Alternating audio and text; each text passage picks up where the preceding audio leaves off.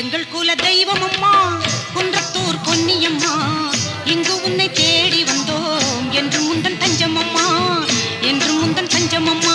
அரணாரின் சமபாகம் அமைந்திட்ட தேவியம்மா, சிறமீதில்